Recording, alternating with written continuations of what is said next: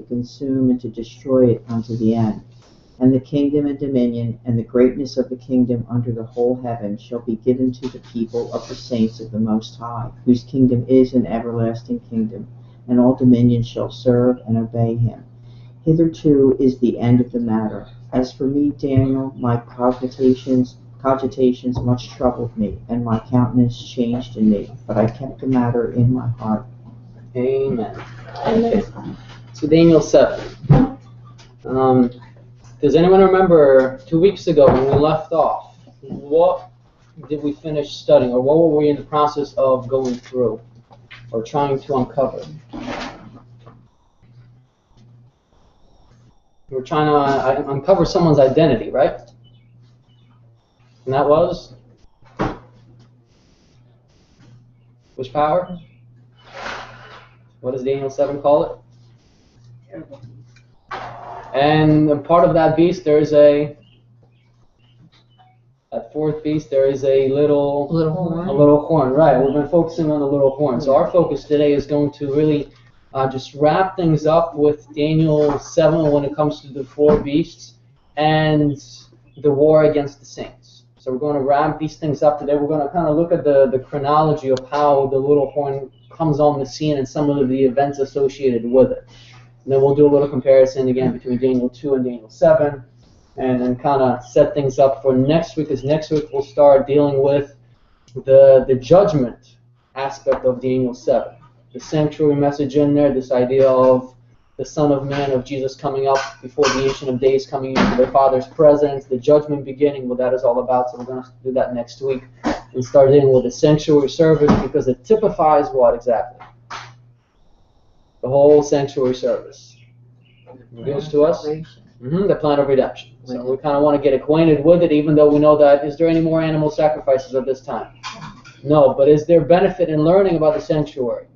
Yes. It's like a roadmap into the future which is in the process of fulfillment.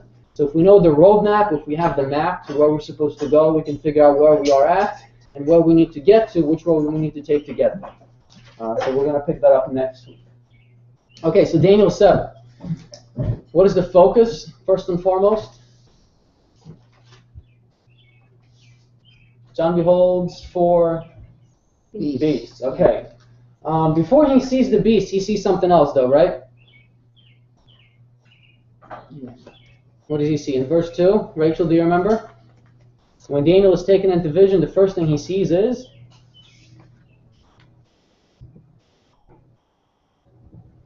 Heaven. He sees what of heaven? The four winds. The four winds of heaven. What were they doing?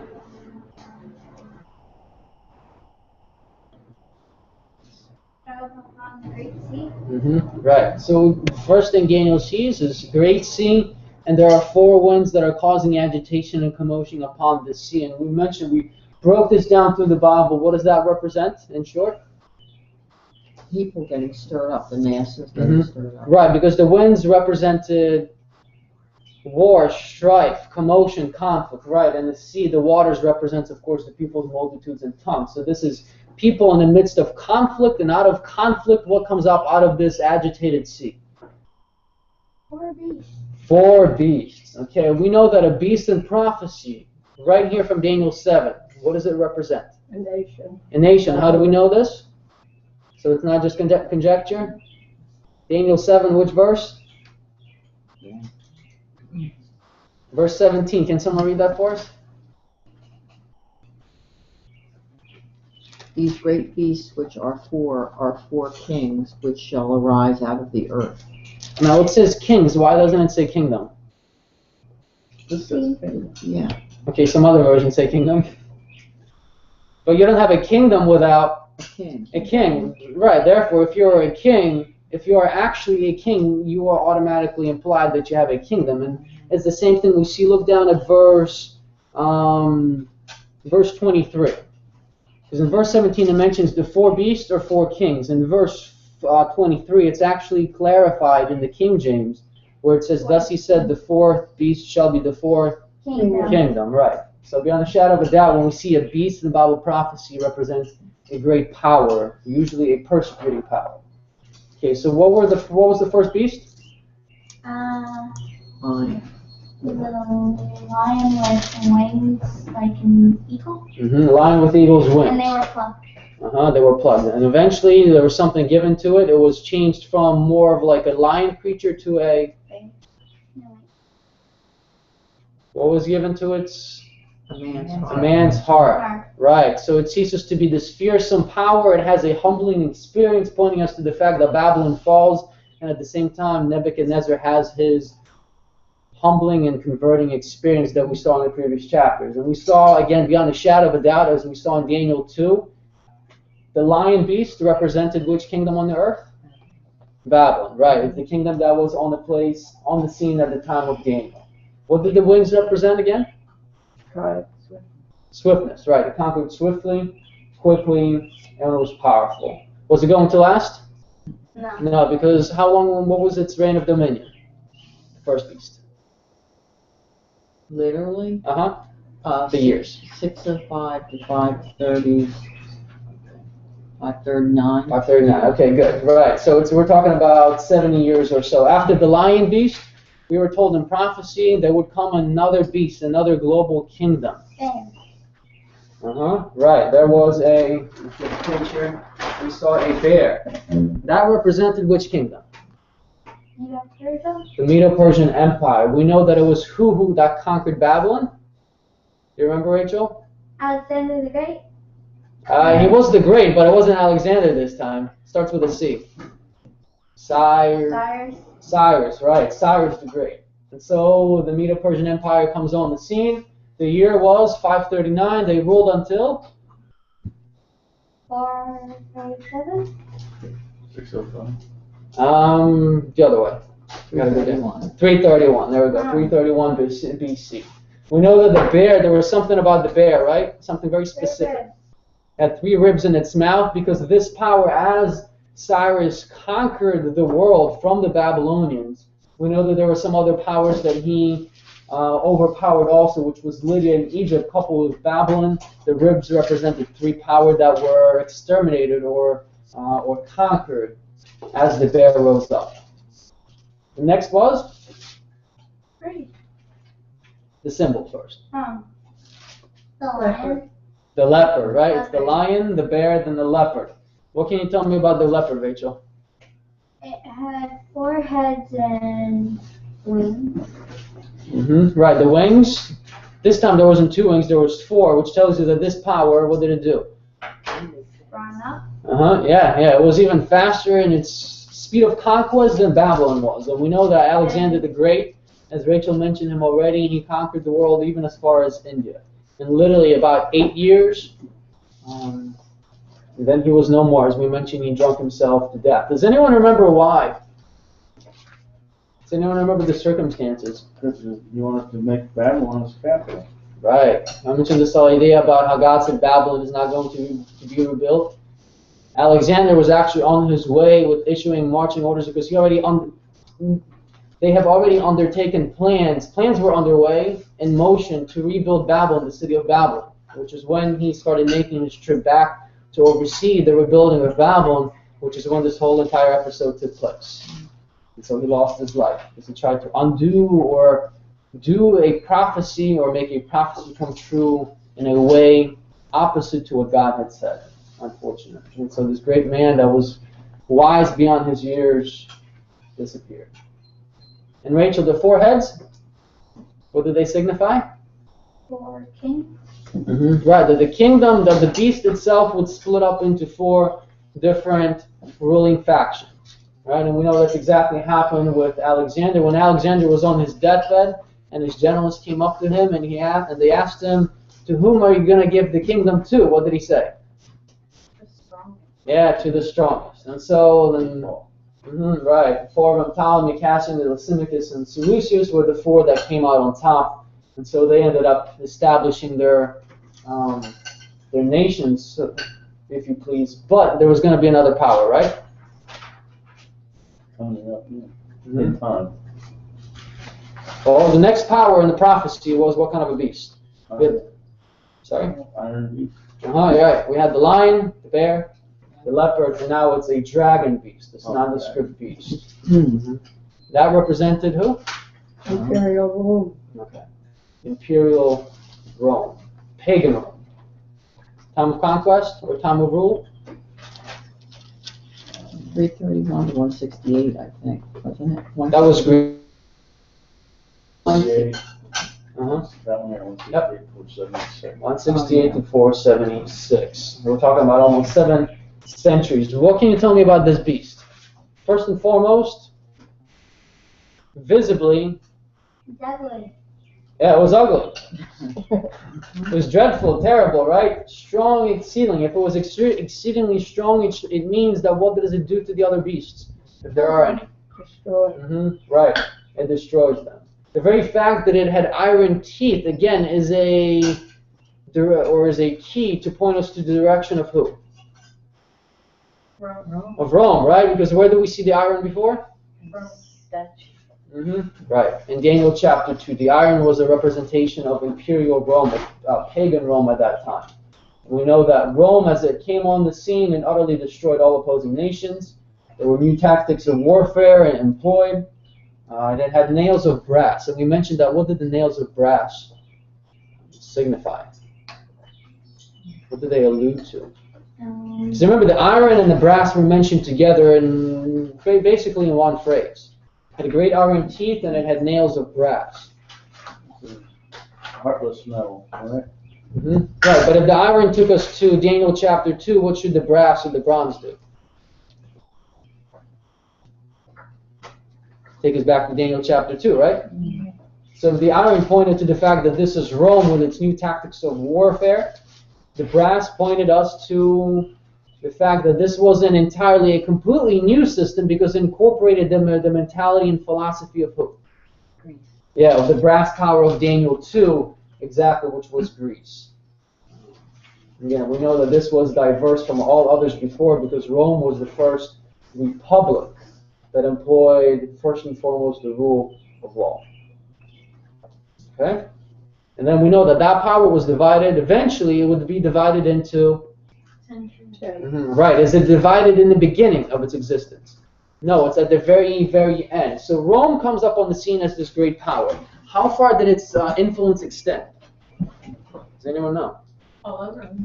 That's Right. new. To the north, how far north? All the way. The British Isles. Right, to Great Britain. To the south, how far south? India. Spain, Germany. Almost to India, right. You had down to North Africa, and in fact, through the sea and the Red Sea, they had access to the Indian Ocean. So literally, the whole world was incorporated. And we know that eventually, over time, this power, would it remain or would it cease to exist? Trick question. It is. Yeah. In which form? It would appear to cease, but yet it was still in the background in power. Right, because we're told that there are 10 horns that come out of this power, which means that the Roman Empire, prophecy foretells, would eventually be divided into 10 parts. And we know that leading up to the year 476, there were 10 main barbarian tribes that did this work. And we had them listed over here. The Lombards, the Anglo-Saxons, the Alemanni, Franks, Suevi, the Vandals, Ostrogoths, Heruli, Burgundians, and the Visigoths. 10 of them that literally took different portions of Rome apart to the point that when we get to 476 AD, Rome was attacked so much that even Rome itself was overtaken. And Romulus Augustus was taken prisoner, was dethroned, and thus was the end of the Western Roman Empire. Was prophecy fulfilled? Was there 10 horns? Was Rome divided? Yes. So now going back to that question, we know that from these 10, there would also be another power that would arise. And that is the entity, the little horn, that we've been dealing with. The little horn, what does he do with the 10 horns? Uproots 3 of them. Uproots 3 by the destroyed them by the roots. By the roots. Okay, what does that mean? He just completely annihilated them, like they never existed. Right, and the root is found They don't exist anymore. Exterminated. And in the root is found the life source, right? So you take care of the root, meaning that the life source, the power, the strength of 3 of these barbarian tribes would be broken. And we already mentioned this, that this little horn, there are some identifying factors to it. And our goal is, because this little horn, the identity of this entity is so crucial. Why is it crucial? Does anyone know? If we were to compare, and I think the majority of Bible scholars agree on this, that if we were to compare the little horn, the characteristics of the little horn, who else does it match in Bible prophecy? Whether it's the Old or the New Testament. Nobody else. Does anyone know? The little horn, in principle, matches several different other players when it comes to prophecy, especially in the New Testament.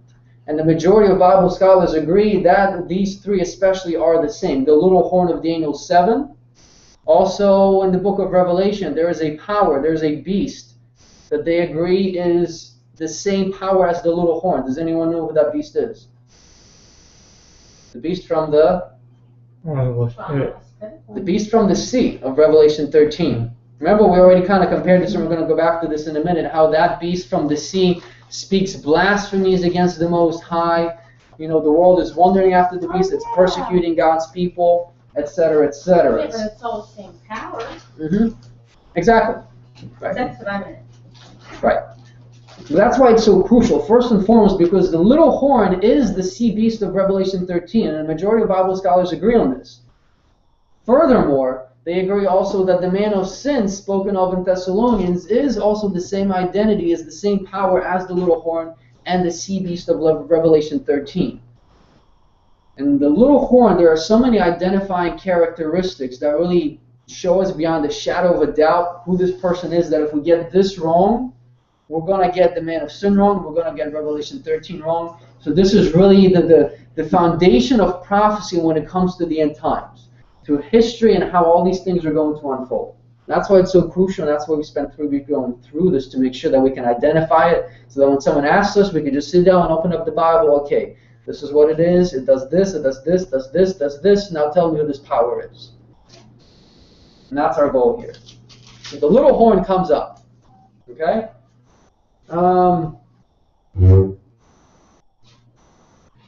So we started doing a list, an enumeration of key points that could help us identify this power based on the Bible. Not just based on conjecture, but based on the Bible itself.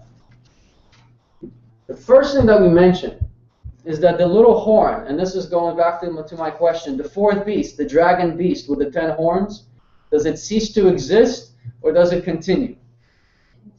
It continues, yeah, but in another form. Because we see that the little horn is still part of what beast? The 4th beast. The 4th beast was which empire? Rome, the Roman Empire. So this tells you that the little horn, because it's still part of the 4th beast, still has to retain elements, more or less, of which power? Of Rome. Right, it has to retain some characteristics, some philosophies or mentality of this power that it is part of this dragon beast. It is partly a Roman power, which is why to this day we see that this power still calls itself a Roman system, the Roman Catholic system, exactly. So that structure, religion of pagan Rome was retained, but all that really happened was that the pagan gods were given saints' names, right. We know that the Vestal Virgins became the nuns, the priests of Mithra became the priests within the system itself. But we know that all of this, what really happens in order to retain this unity within the kingdom and bring believers into the faith, Christianity was at this time united with paganism. We're going to cover that a little bit more. So the first thing, the little horn is still partially a Roman power. It's part of the 4 beasts. Second, it comes on the scene when? After the 10 horns are in place. The 10 horns are in place. Prophecy tells us that among those 10, the little one comes up. Now we know that the 10 establish themselves 100% as powers on the global scene by the time we get to the year 476. Right? That is when Rome fell. That is when Odoacer invaded Rome. Rome was sacked. Romulus Augustus was dethroned. So we see that these 10 horns have to come up on the scene. These 10 powers, these 10 divisions of Rome have to come up on the scene after Rome is divided in 10. So this power has to be some sort of a Roman power, some elements of Rome has to appear as a mover of shaker in the world sometime after 476 AD. Third thing we mentioned is that this power, when it arises, when it uproots these 3 horns, does it have any power in and of itself to do so? No, because we know that it is what kind of a horn? It's a little horn. In the beginning, it has no power. We know we later read that eventually with time, what does it do compared to the other horns? More stout. Grows more stout, grows more powerful with time. And we'll mention this a little bit later today. But we see, and we mentioned that it is the civil power that was used or influenced. It was at the request of the power of the church that the civil authority acted at this time to fulfill the wishes of the Bishop of Rome. Again, same thing. We mentioned that it grows to be more stout, more powerful, that it's full of horns, and we mentioned that by the 11th century, the Roman Catholic Church had nearly all rulers of Europe in its grasp. Another thing we're going to come back to today.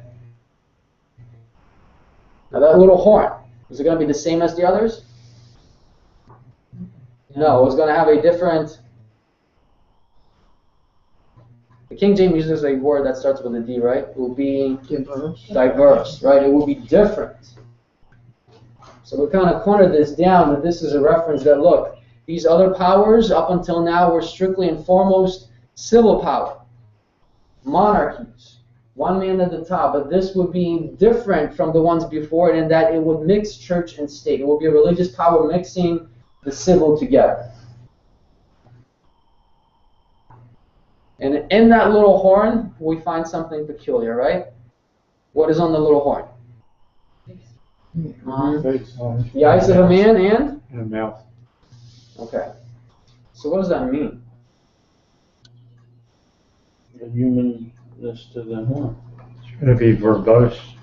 I'm sorry? It's going to be verbose. Verbose? Verbose. Verbose. In other words, speaking. Right, because Many words. we know that the act of speaking is an act of that power doing what? Exercising its authority, right? When the king speaks, it's law. When he says do this, it's law. So we see here that the horn still represents a power. Here we have a power where the focus within this power is thrown into characteristics of who? Of human beings. Right? So there's a dual meaning in this, in that this little horn power, the focus of this religious political system would be the worship of not God, but who? Man. Of man. Even though it professes the worship of God, but its practices, its customs throw the focus onto man. And at the same time, the eyes and the mouth of man tells you that this power will have a man at the top. A man that, just like the Roman power before it, a ruler that claims divinity on earth. An alter Christos, an other Christ. It is a system of man-centered worship. So again, it comes up on the scene is a Roman power, comes up shortly after Rome is split up into 10. It uses the power of the state, or it influences the state to uproot or to eliminate 3 of those tribes before it. Eventually grows larger than the tribes around it, or the nations around it. It is a spiritual and civil power, not just political. It is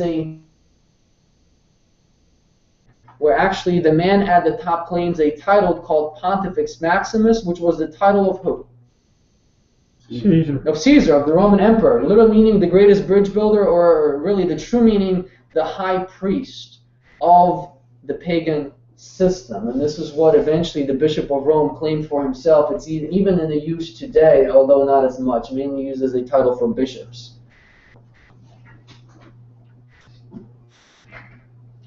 What does it do with its mouth? Speaks great words against the Most High. Speaks great words against the Most High. Now we compare this to Revelation 13. The speaking of great words against the Most High, Revelation 13 depicts this by using a word such as blasphemy. Right? So it says that this power blasphemes against the Creator. This power is against everything that God stands for. What is blasphemy?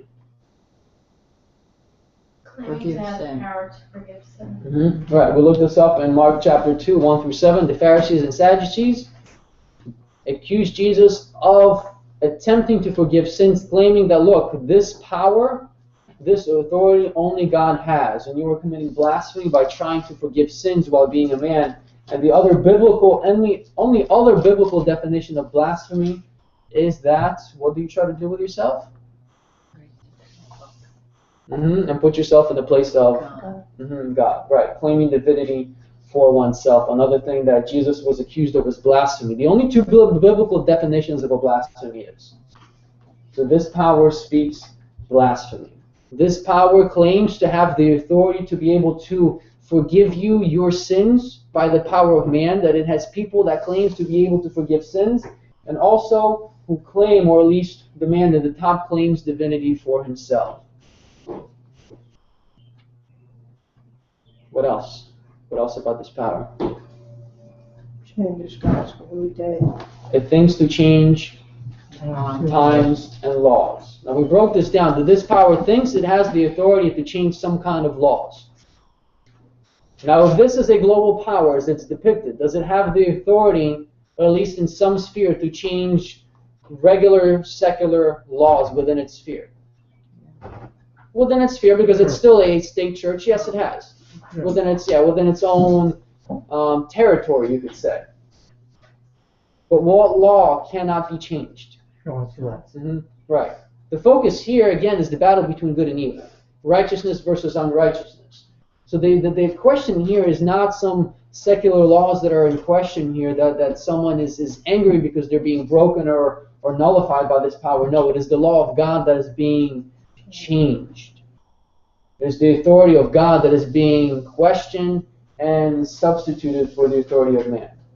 So how does this power claim to think, or thinks to claim to change God's law? The day of worship. Right. When we look at the catechism within the Roman Catholic system, there's 3 changes to the 10 Commandments. The first one, Second commandment. Second commandment is taken out. Fourth commandment, change from the seventh day to the first day of worship. Right. Now the second one, really quick, the second commandment, it forbade the worship or the bowing down to graven images. Right. Why did that have to be removed? Because they were worshiping graven images. Who was? Catholic Church. Originally it was the pagans, right? The pagans that had all the but statues. then they adopted it. Right. In order to bring the pagans into Christianity and to make this big empire, the second commandment was taken out so that the statues could be brought in, renamed after Christian names, and as a result, you're left with 9 commandments. And the fourth one, as Rich mentioned, the Catholic Church claims, and we'll look at some statements in a minute, claims to have the authority to change in the first few centuries after Christ the sanctity of the seventh day to the first because of the resurrection. And then because there's only 9 commandments left, it splits the 10th one into 2. You can look that up in the Catechism of the Roman Catholic Church. This power thinks to change times and laws. Can it actually do so? No. Because what does God say in His Word? My words is truth. It's truth, and it does not change. Right? God does not change forever. Rachel? Didn't they change, who was it? One of them into Mary? Who was that? Yeah, eventually Semiramis and Diana from mythology became the Queen of Heaven, which is Mary. That's another thing in order to accommodate the pagans, this idea of the Queen of Heaven, that Mary is up there interceding for you, that she's the one that's trying to bring you into the graces of God, was brought in. And then there was also one that was changed to Peter. Jupiter. Yeah. That's right. Good point, Rachel, good point. So it thinks to change times and laws. We mentioned the laws is the law of God. When it says that it thinks itself to have the ability to change times, the times, it was a reference to whose time? Man's time, or it's God's time, exactly. Right. And we mentioned that this points to 3 things. First, Although the least significant, we know that under the power of the Roman Catholic influence, in 1582, our calendar was changed from, although it was already pagan, into the Gregorian calendar. What was it pointed out? Was it you, Rich, that pointed out that this idea also now that this what is being promulgated around the world is this idea that, look, God says, I've created the world in 6 little days. I rested on the 7th. I have made you in 24 hours, is what the Bible says. But now we have this idea that what is being promoted around the world. Yeah, that we've been here for millions and millions and millions of years. God's time as to how long it took to create, how long we've been here, that time is also being changed. But first and foremost, the most important part of this, that when the Bible speaks of God's time prophetically, it speaks of God's, which calendar? Which calendar of events? Prophetic. Thinks itself to be able to change God's time. So this power also claims to be able to have changed God's prophetic calendar. This is what we mentioned with this idea of the 2 methods of interpretation that were conjured up by the Jesuits of the Roman Catholic system, Luis Alcázar and Francisco Ribera. Remember futurism and preterism. You guys remember when we talked about this? This was in the late 1500s when the Reformation was well underway and the Protestants they gathered together on those 3 things: righteousness by faith, sola scriptura, and the last thing was that, look, the little horn of Daniel 7 is the Antichrist. Every single reformer believed this in that time. And so we mentioned how the little horn power with preterism and futurism wanted to undo this focus that the Protestants had now on the little horn system. They were looking, look, this Roman Catholic system, we're deceived. The church is corrupted. The Bible says that, look, this is what it's doing. It's actually professing to be a power of the Lord, but it's actually warring against God. It's, look, you can't even own a Bible. If you own a Bible, you'll burn at the stake. And so they united on this idea that the papacy is the Antichrist power. But Rome, in order to take their eyes off of it, came up with these 2 systems, right? 2 methods of interpreting prophecy. What is preterism? That the Antichrist came in before, right? Right. Preterism takes the apocalyptic prophecies and even much of the majority of the book of Revelation and puts it all the way in the past. That all those prophecies were fulfilled at the time of the Greeks and the Romans with Imperial Rome, and that it doesn't have that much relevance for us today. It throws the identity of the Antichrist, of the little horn power, into the past and takes the eyes of the Protestants of that which really woke them up in the first place. So preterism teaches that, look, the Antichrist power is in the past, amongst many other things. But the focus is the identity of the little horn. Try to say it was Nero. Right. Or Antiochus Epiphanes and all. Preterism does the opposite. What does it do? This is way in the future. Right. It takes everything and all those prophecies and puts them into the future by saying that, look, there's going to be one individual in the very near future. He will be the Antichrist who will reveal himself as evil. There will be a period of tribulation, and Jesus will appear and redeem the church.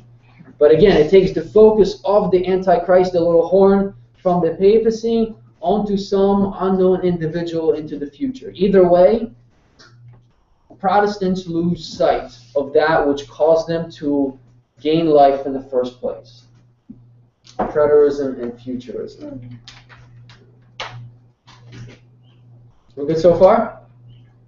Okay, now if you don't know who this power is, without the understanding that, look, this is pointing to the Roman Catholic system, if you look at this from an outside perspective, is there any other power that could fit this description? A power that still openly professes to be partially Roman, that retains elements of the Roman Empire, the Roman system, arises on the scene after 476 when Rome is divided into 10.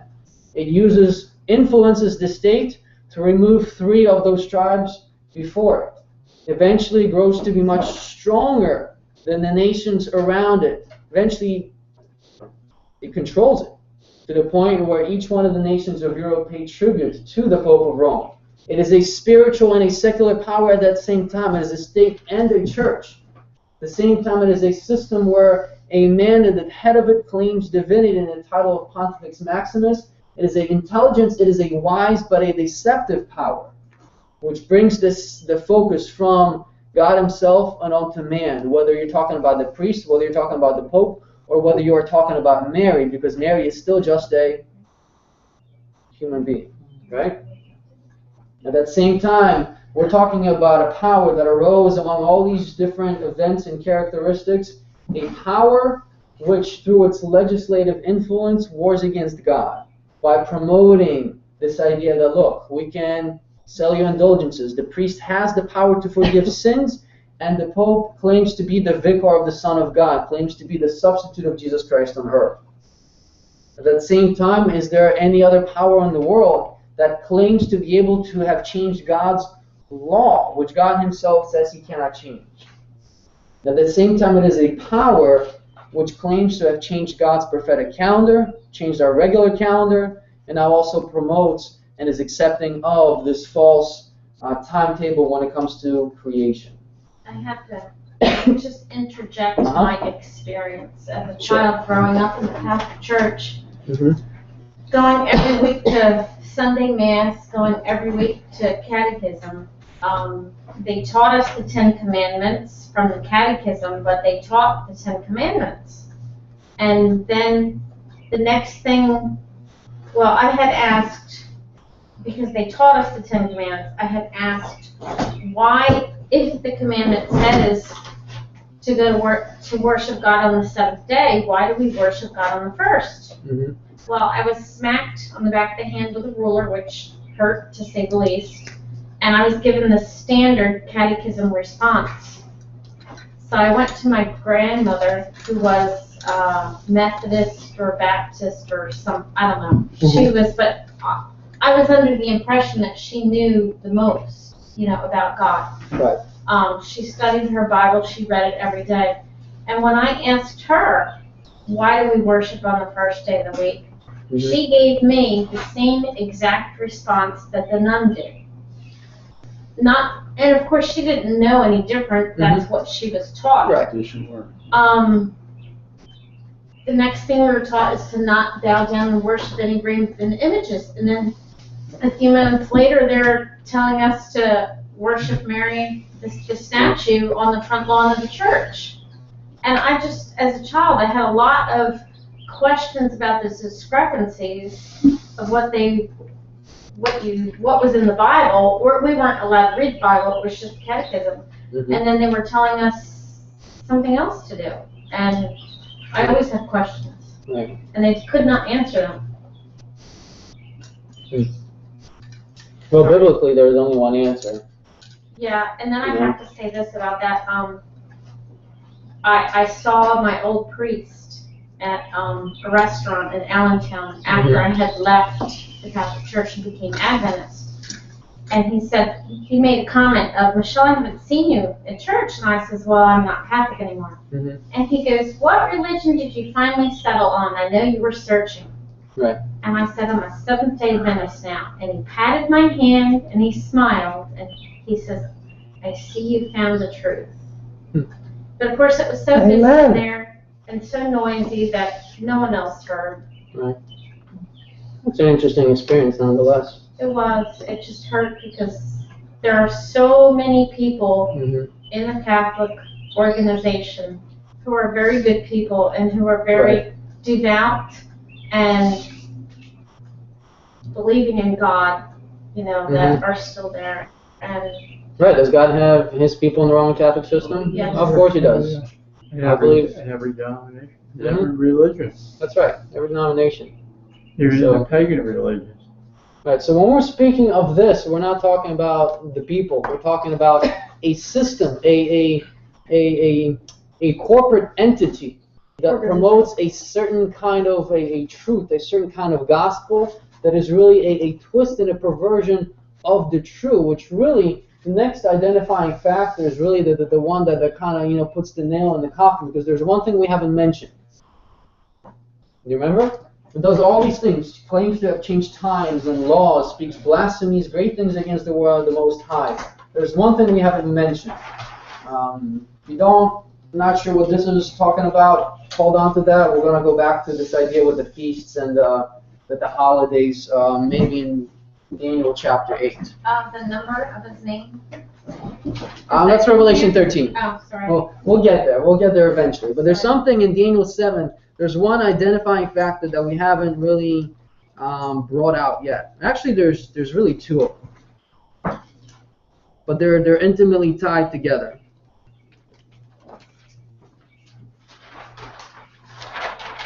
We're number 9. Now we're going to do number 10. There's something else. There's two more things in Daniel 7 that we haven't brought out. Trampling and crushing, everything in its path. Which verse are you looking at? I'm looking at 23. It may not be the same translation. Well, verse 23, it's speaking of the fourth beast. So that's speaking primarily of Rome. We're now on the little horn. So we need characteristics not for the fourth beast, but for the little horn power itself that we haven't mentioned yet. Verse 21. Can you read it, please? I beheld, and the same horn made war with the saints and prevailed against them. Okay, so what does it do? And war with the saints. Makes war with the saints. Okay, now is there another verse that kind of expands on this? Makes war with the saints? Yeah. It says defeat here. It says defeat in the NLT. Yeah. And yet, what did you say? Wearing out the saints. Can you read that? Well, no, I don't know where it is. Verse 25. Please. And he shall speak great words against the Most High, and shall wear out the saints of the Most High, and think to change times and laws, and they shall be given into his hand, until the time and times and the dividing of time. Mm-hmm. Okay, so here in verse 17, or no, what was it? In verse 21, as Michelle read, we are told the little horn makes war with the saints. This warring with the saints is identical to the saints being persecuted and killed, and the word that is being used, what's the word in King James that is used? Prevail. Starts with a W. Wear now. Yeah, wear them out. Let me just mention this, that it's, I would Once they say, get away, it would be wore out.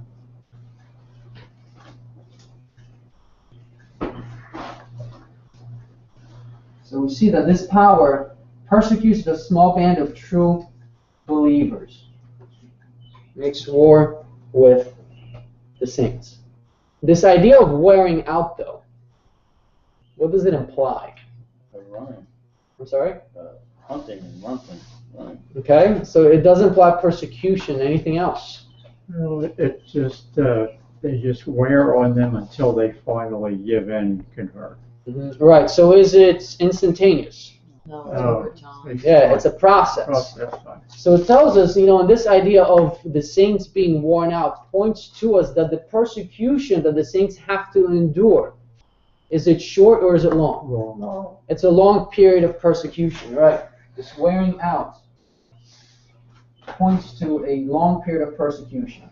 That's what happened to the Waldenses. Yeah. Well, then, Abergensians, Waldensians. I don't know how to say that word. There were a lot of them. Which word, Rachel? Well, then, Waldenses? Waldenses. I don't know how that's supposed to be pronounced. Okay. How was this accomplished? Inquisition, crusade. Mm-hmm. Well, they drove them from their land. Yeah, some people Kept was. pushing them further and further. Mhm. So there's no place else to go. Yeah, we know that, especially in the first several hundred years, the true believers, where they were, really was the only place that they could exist. Yeah. Well, they made it incentive for the people that made the accusations against them. Mm-hmm. If they made them stick, they could take their lands and their belongings. So greed came in. It was a very easy look. I saw my friend do this. And if you're not the kind of person that, look, we'll just fold, and if you're a true believer, that was it for you. You owned the Bible, you went to the stake. You read the Bible, you did this, you looked at the priest, the wrong way, and we're going to come back to those, the Fox's Book of Martyrs when we do Daniel 11. But yeah, literally, you said anything against the system itself, you were condemned through the method of the Inquisition. Same thing happened in Salem. People wanted their neighbor's property. Right, now, mind you, this wasn't only Christians that were being persecuted. It was anyone really that went against the wishes or the dictates of the power, which at this point was really controlling the governments of the world. We're going to come back to this point about the persecution and the Inquisition. We know that this period of time lasted for an extended amount of time.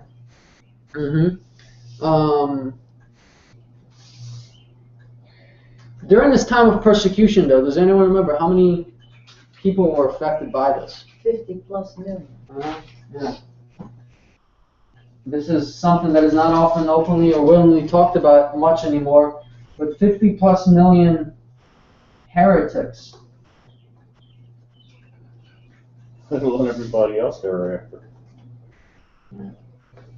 50+ million heretics were martyred for going against the papal power. And we're talking about the years of between 1200 and 1800, so 6 centuries. What we're talking about, Michelle? When I was being confirmed, we had a class with the priest for many months. And they admitted to killing, murdering millions of people. Right. Now, did this method of persecution and tribulation, again, through its own strength? No. No, what did it use? Civil power. Powers. It was always the civil power in the past, exactly.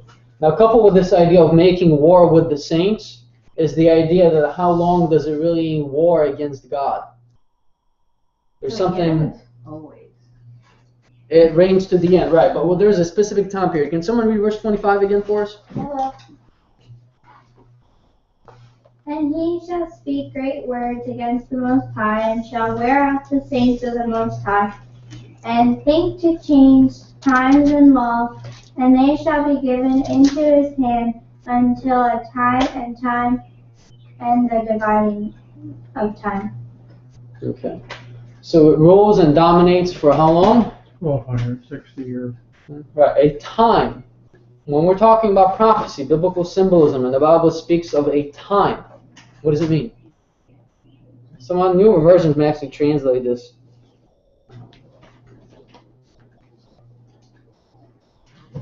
So 26? In verse 25, yeah. At the very end, does it say time, times, and half a time, or what does it say there? And the line times He will try to change their sacred festivals and laws, and they will be placed under his control for a time, times, and a half time. Okay. Sacred festival. That still uses that. Yeah, but in the Hebrew, a simple reference to time simply meant a year, right? So what we're talking about is a time 1 year times, which is a simple reference to 2, a double of time, and a half a time, 3.5 years when we put it together. So the rule would dominate for 3.5 years. What does that mean? prophetic years. Right. We know that in prophecy 1 day equals... Now, is this principle that we're talking about, is it employed always in prophecy? In every instance, no. But there are some prophecies where the Lord has given us a principle that sometimes in prophecy, a day is to be taken, a symbolic day equals a little year in our reckoning. 1 day equals 1 year. So when the Bible says that, look, God says this is going to happen 2 days from now, or this is going to happen soon, and it's going to continue for 3 prophetic days. What the Lord is really saying is that when this happens, it's going to continue for how long? 3 years. 3 literal years. Is this used anywhere else in the Bible? Numbers, right? First, let's go to Numbers really quick, and someone look up for us Numbers 14, and the focus will be verse 34. And then, of course, we'll do Ezekiel 4 and 6. Numbers 14:34.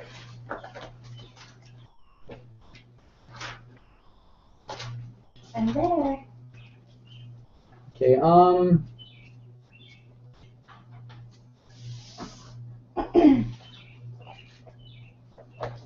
yeah, let's do verses 33 and 34. And this is what the Lord is rebuking Israel and basically giving them a rebuke for the apostasy, for the backsliding, for all the miracles that he had performed for them, and yet they still weren't trusting him. This is verses 33 and 34. Go ahead, Rachel. Thanks. Okay. And your children shall wander in the wilderness 40 years, and bear your whoredoms until your carcass be wasted in the wilderness. After the numbers of the days in which ye shall search the land, even 40 days, each day for a year, shall ye bear your iniquities, even 40 years, and you shall know my breach of promise. Okay, so what was the Lord really telling Israel? Look, because of what you have done, We're going to wander for 40 years. Right, remember Moses was up there for 40 days, 40 nights. You guys spent those 40 days and 40 nights partying on my mountain when I called you to be a holy people. As a result of this apostasy, because of those 40 days for a year, you're going to spend 40 years in the wilderness. It's for a consequence of the sin. Right. And it's unfortunate that generation had to perish at that time. And we see the same thing in Ezekiel chapter 4. Same principle brought out, if we could turn there. Because then you'll discover what it's like to have meat for an enemy. The Lord is serious about our salvation. Ezekiel chapter 4. Verse. I'm sorry? Verse. It's kind of deceptive the way this is translated. What, in Ezekiel? Just numbers. Oh. Let's see. Look at Ezekiel chapter 4 and verses 4 through 6. Someone read for us Ezekiel chapter 4, verses 4 through 6.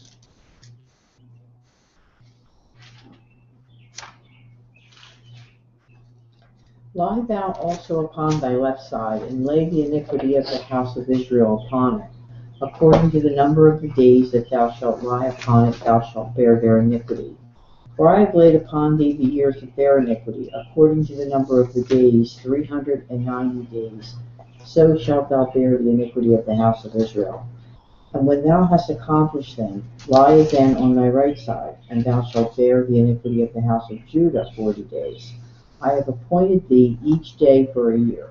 Okay, so same thing, and that's a prophecy concerning the years leading up to the Babylonian captivity, which perhaps we can mention another time. But again, the same principle. A day in biblical prophecy at times is to be taken symbolically to mean a year. So here we're looking at 3.5 prophetic years. 3.5 prophetic years. So what are 3.5 prophetic years? 1,260 days. Right, and the Hebrew reckoning, in the Hebrew year, 1 year was equal to how many days? 360. Right. 1 year is 360 days. So the Bible says 3.5 prophetic years. It actually means 3.5 years of 360 days each, which equals out to how long? 1,260 days. That's what 3.5 years is, right? It rules for 3.5 years. It rules for 1,260 days. And then we turn the 1,260 days into years based on that day for a year principle. So 1,260 days prophetically is 1,260 years. Simple enough.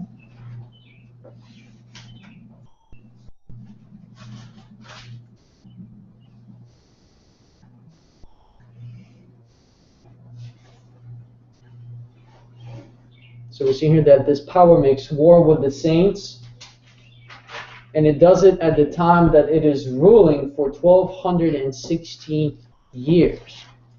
Now, did this kind of bring on a little bit more light to this idea of the saints being worn out? If this period of persecution is 1260 years, are you going to get a little tired? Yes. That's right. That's right. You need the strength of Jesus. This makes sense? Do I need to kind of go through it again? 1 day equals 1 year in Bible prophecy. 1260 years. So when did this power rule?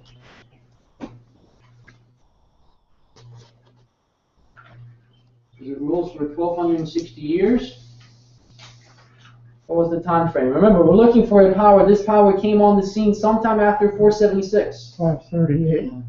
Right. We know that this power ruled from the years 538 AD. 98. 1798 AD. And that's where that is from. Really quick. So we kind of got to break this down. We've got to take this back to Daniel chapter 2.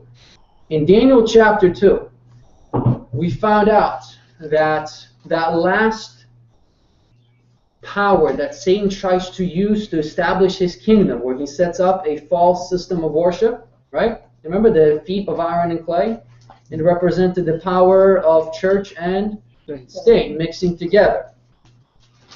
Right? The power of church and state mixing together over there. Now we also discovered that the feet of iron and clay were further split up into two separate parts. God distinguished two parts within the feet, right? What were the two parts? Was the iron and clay?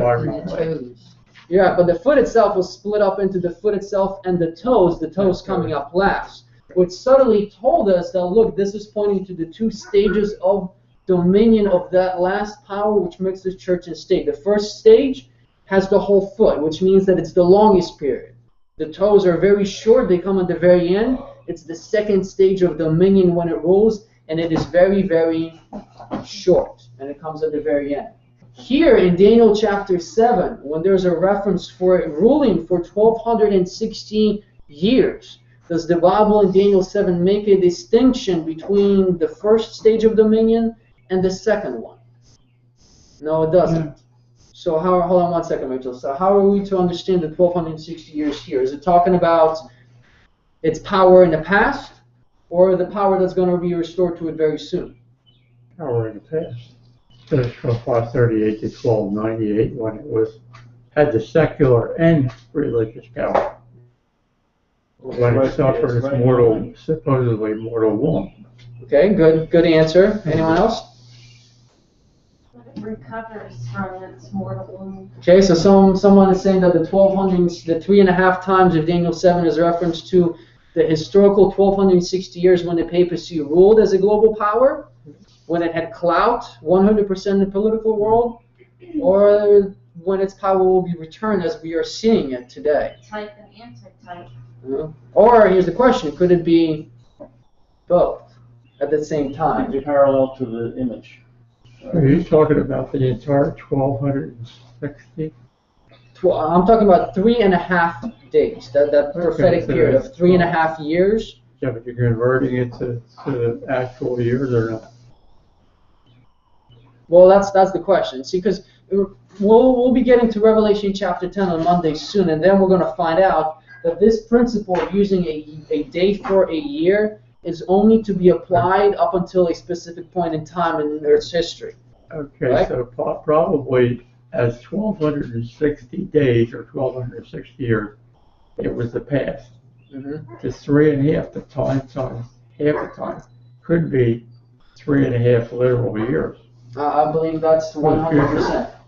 Right. I believe that the 3.5 years of Daniel 7 is a reference to both the feet and the toes, all the same time of Daniel chapter 2, which means that this time period is a reference to both stages of dominion all at the same time. There's a dual application.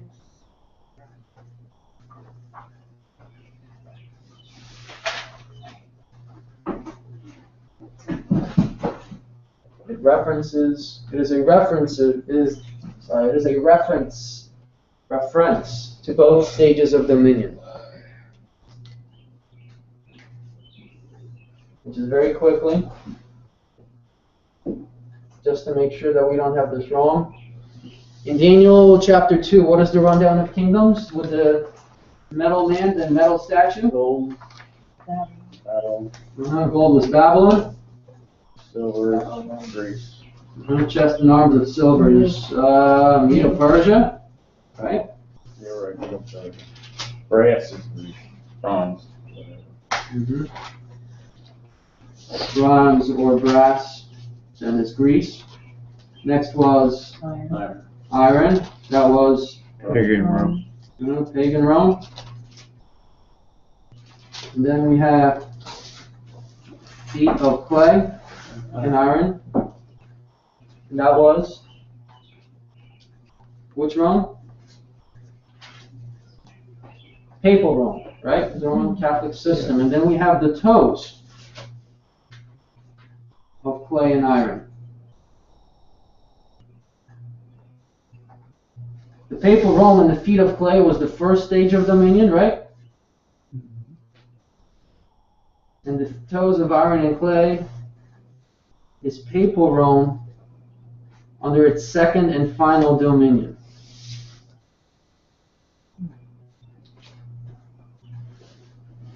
In Daniel 7, is there a similar thing? First power that is depicted as a lion representing Then there is Bear. Bear.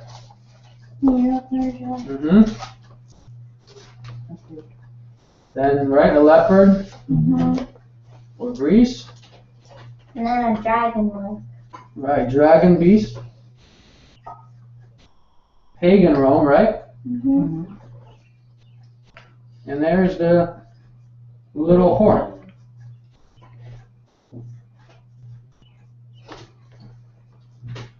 And we know that's Papal Rome. But in Daniel 7, right? Yes, Rachel? It all connects. Yeah, these are sister twin prophecies. So did it all have to be? I'm sorry? It had to be, right? Meaning the church that came into existence, the Catholic Church had to come and had to be the way it is. Right, that's what God said was going to happen. It's just in Daniel 7, the Papal Rome is not split up into, clearly or explicitly split up into, or these two stages of dominion are identified. But it clearly tells you in Daniel 7, if you look at verse 21 and 22 that Michelle mentioned earlier. Look at Daniel 7, 21 and 22. Michelle, can you read those two verses for me, please? For someone who's there, 21, 22. Sorry. On verse 7. Oh, I'm sorry, I'm in the wrong book. That's okay. Somebody else can read it. I Making some- beheld, and the same horn made war with the saints and prevailed against them, until the Ancient of Days came, and judgment was given to the saints of the Most High. And the time came that the saints possessed the kingdom. Okay. All right, so here in these verses you see that this little horn continues to make war with the saints and overcomes them until when? In verse 22, until the Ancient of Days came, right? Until the Father comes with the Son and judgment is given to the saints of the Most High and the saints possess the kingdom. So here it's stated clearly that, look, this power will continue, even though within the course of time, as we'll find out in a minute, in 1798, it will have its power broken for a time. But eventually this power will return and it will continue until the return of Jesus Christ. And that's exactly what we'll study in Revelation 13 with this same power that receives a deadly wound. It seems like this power disappears off the scene for a time, but then this wound is healed. And it will return 100%.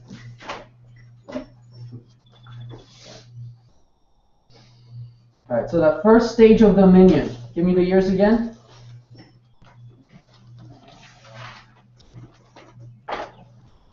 $538, 1798. 538 to 1798 AD. Now the question is, why do we use the date of 538? Why do we use the date? That's when the pagan. That's when Medo Persia allowed the Jews to rebuild the temple. 80. You're great mind, great answer. Just switch from BC to 80 because you're thinking of BC. That's when pagan Rome fell. The papacy had to take it over, right? Well, remember, when did pagan Rome actually fall? 100%. Earlier. In 476, right? When Odoacer went into Rome, dethroned Romulus Augustus, right? Western Roman Empire was done. 470. So that's 476. 2300 prophecy. I know.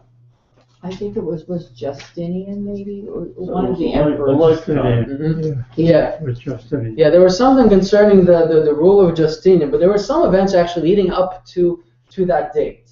Because I remember let's mention this, 476. 476 AD. 50-year transition. 376 AD, Western Rome falls. Right? Odoacer is in Rome itself. I think I need to write more on there. Do you guys remember what happened by 493? 493. Remember, as this power comes up, something has to be eradicated, right? Three kingdoms uprooted. Right. The first one was Herod. right, the Heruli in 493. So Rome falls in 476. Now, since 476, we're waiting for this power. We're looking for this power to arise and establish itself as a key player on the global arena. So Heruli eradicated. And again, that was Pope Gelasius the First, with a subtle influence that actually ended up happening 493. Okay, so one of the horns is out. Fast forward to 2 years later. Candles. No, No, not yet actually. Actually, in 495, this is the first time that the Roman Synod, meaning the body of officiating ecclesiastical authorities, is the first time that the Roman Synod attributed the title of Vicar of the Son of God to the Pope of Rome in 495. The first time that the Pope is saluted as God on earth. as Vicar of Christ. So Pope Shalati was the first time he was saluted, right? Yeah, I think he was still on the scene, yeah. Actually, let me see over here. Yeah, it was Gelasius the First. Shalati.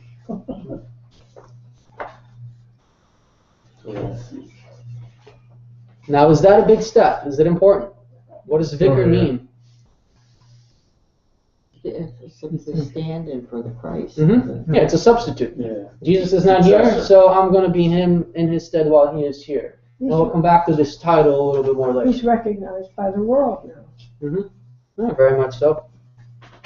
Fast forward a few years later, you get to 501 AD, getting a little bit closer to that date.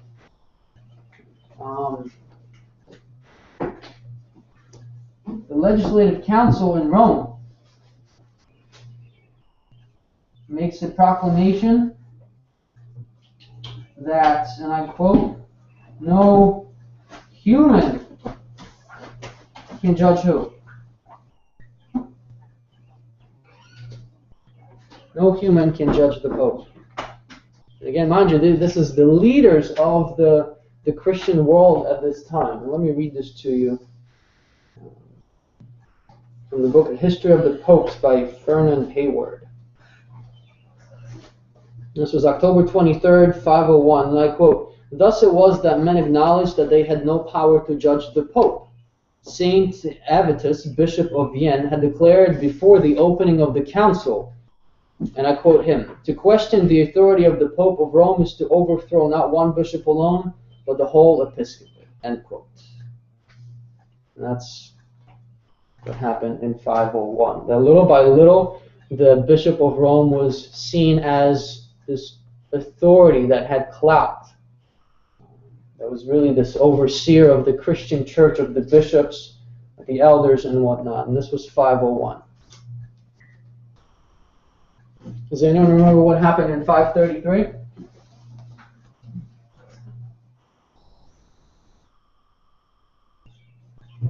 Visigoths. 1 year later. Posture. What does Justinian do in this year? He made a proclamation concerning a certain somebody, right? I know freedom of conscience goes soon, if not now. Well, he's very much alluding at this point too that it's going to be gone, because what does he say about the Pope? Emperor Justinian proclaims Pope to be what? Head of all churches.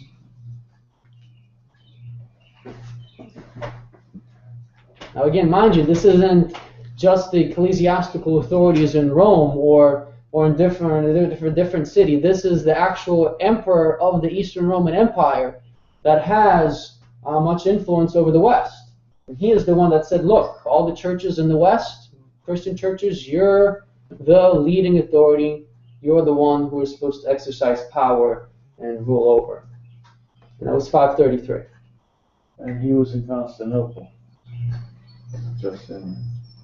Yeah. So they had no other emperor there but the Pope. Nope. We'll come back to this point as to what happened within Rome a little bit in a moment. And then what happened in 534?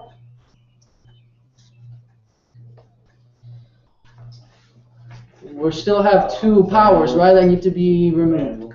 The Vandals are uprooted. This was through the influence of Pope John II. Who said, look, the year before, you made me the head of all the churches. How am I supposed to be the head of all the churches and exercise this authority when I'm under bondage? Because these people have overtaken Rome.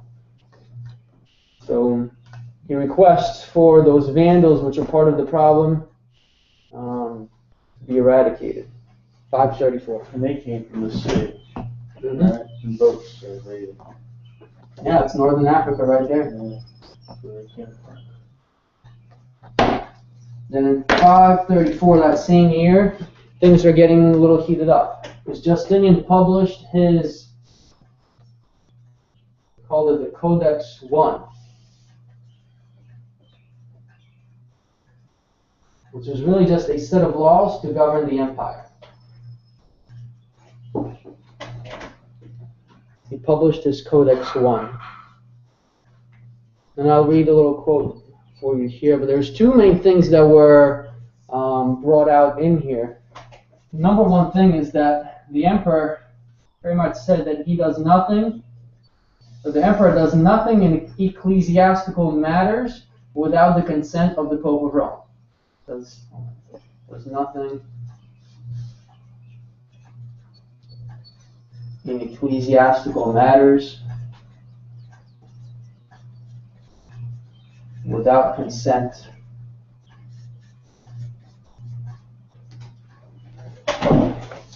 meaning any kind of law that has to do with religion or spirituality that will be passed by the approval of the Pope of Rome at that time. And there was another thing that was really important. This is really what we are leading up to, because this is the Justinian. Justinian is the one publishing now this. And one of the rules that was supposed to be employed within the empire was that now under this Codex I, the day of Sunday, the first day of the week, Sunday was designated as an official day of rest in the empire.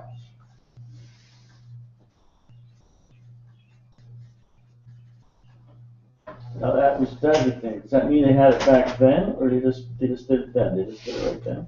I'm sorry, can you repeat that? Did they have a Sunday thing way back, or is that something they just threw in at that time? Well, Sunday was already prominent within Christianity at that time. Well, we'll come back to the year of 321 in a minute. Because there were some things passed previously concerning Sunday, but there's a reason why we don't look at them in this specific light the way we look at it here, and there's a reason why. We'll mention it in a second. By 534, Justinian publishes the Codex, which is a set of laws to govern the Roman Empire at that time, both east and the west. And the two things revealed was that Justinian did nothing in ecclesiastical matters without consent of Pope, and Sunday was designated as an official day of rest. Let me just read this to you.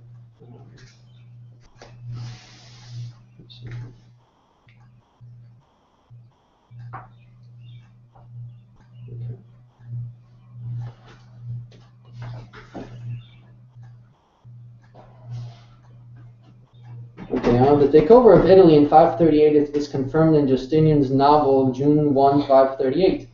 And it is further confirmed in Justinian Codex I that he did nothing in ecclesiastical matters without the consent of the Pope. By the end of 538, only 10 days into the new year, it was published in Justinian's novel of March 10, 539, that Italy, the entire West, and those of both Romes were under his civil and ecclesiastical jurisdiction. But anyways, here we see that these principles that were brought in were getting the attention of not just the religious but also the civil powers. So now we're getting a little bit closer to the civil and the religious entities getting on the same page with one another. You with me so far? Okay. Yeah. What was the date for their oldest Bible? That should be up there. The oldest Bible? 300 or something. They had their translated Bibles around 300. Or the oldest manuscript? Yeah. I'm not sure. Don't know. It's just before these dates. Mm-hmm. Yeah, we'll come back to this page in a minute.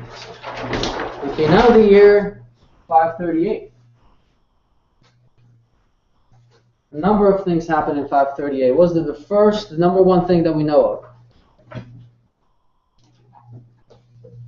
What was that? Another wipeout, right? Uh-huh, yeah. This time it was... Ostrogoths? Starts with an O? Oh, Ostrogoths. Right. Ostrogoths. What happens to them? They're not fully exterminated yet. They are driven out of Rome by Belisarius, the general of Justinian. Remember, this was done at the request of Pope Vigilius. But Ostrogoths were driven out, and this time their power was effectively broken. Meaning they really had no chance to restore themselves back to that might that they had before, and eventually within a couple of decades they completely were eradicated. But their power, these roots, were taken out at this point. It is the life source, the strength of the Ostrogoths was broken. That was the first thing. Now normally when we go through this prophecy as Adventists, when we talk about the date of 538, we talk about that this was the date. The reason it's important is because this was when the third horn was actually uprooted. Like you go through there are some, I guess, offshoot groups that try to go into history and try to make it seem like, well, look, because the Ostrogoths weren't entirely destroyed, therefore the date of 538 isn't really all that important. It doesn't really hold any weight because these guys didn't really disappear off the scene until 554. But the thing is that this event of the Ostrogoths being driven out is not the focus or the most important thing that happened this year. It's just a part of it. It's really, to me, it's kind of like an outward display of what was really taking place internally within the church. It's really what took place. In 538, that same year, Justinian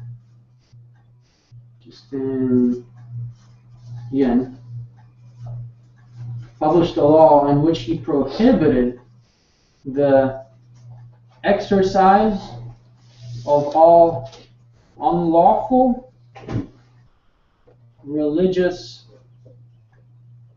rites, meaning practices or customs. Justinian prohibits the exercise of unlawful religious rites. What does that mean?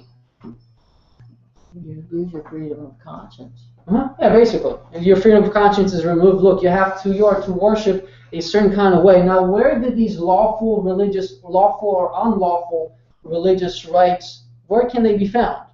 Because if he's telling you, look, you can't perform unlawful religious rites under the pain of this or this, you may as well say, well, great, I want to abide by this law. What are the unlawful religious rights? So what are they? Where can they be found? The Catholic Church, the rules of the Catholicism. Is that what you mean? Not quite. I'm going in the direction of where this is Justinian saying this. This is his proclamation. And if he's the one that is telling you you can't perform unlawful rights, who is the one that should be able to tell you who these unlawful rights or what these unlawful rights are? It should be Justinian. Right, if he's the one making the law, he should be the one who is able to explain it. So where can these unlawful religious rights found, according to the word of Justinian? In his law. Right, in his codex, in his codices, that he just passed several years before. And in there we see that one of the main foci of these laws is that, look, Sunday is designated as a day of rest, which means if you observe any other day as that day of rest, this now becomes an unlawful religious right, because Sunday is designated as that national day of rest for the empire. This is what Justinian did. This was May 1st, 538. Justinian prohibits the exercise of unlawful religious rights. Okay, a little bit later, several months later, I don't have the exact time, in 538, after making this proclamation and this prohibition, look, there's certain things you can do, certain things you cannot do. Justinian commands all people within the empire to do something. Does anyone remember what it was? I'm sorry? He ordered them to become? To become Catholic? Right, or get out of the empire, or leave the empire. It's a long walk. Yeah. They basically said, and remember, at this point, when we speak of the Roman Catholic Church, that wasn't the official title of the church at that time, because Catholic, again, simply means universal. So when we're speaking of this power, it was this universal Roman Church, because it existed under the Eastern Roman Empire. This is where the name comes from, this Catholic Universal Church, which had now mixed paganism and Christianity. And those who did not leave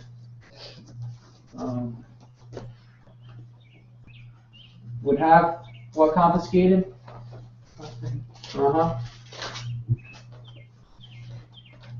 They would have their property confiscated.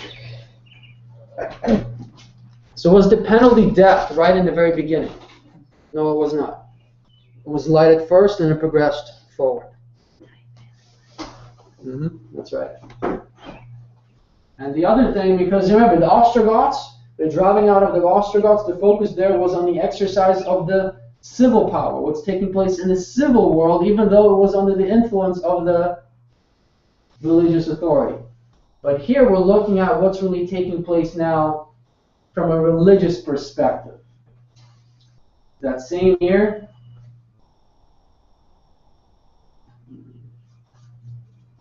you have the Third Council in Orleans, France, where a good number, Orleans, France. I don't know exactly which part of France that is. I didn't think it was that civilized. This is where a good number of the bishops and the leaders within the Christian church got together in order to discuss truth, establish doctrines, clear away controversy, things of that nature. And I think there was like 40 canons, 40 laws that were passed, the 28th of which, the 28th canon from this council, let me see how I put this, actually commanded for all Christians within the empire, to really compel them for a mandatory day of rest.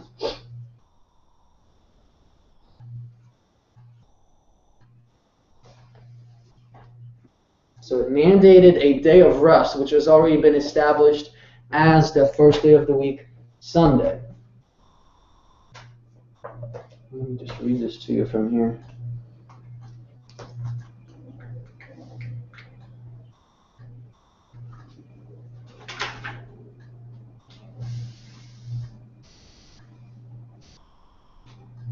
Okay.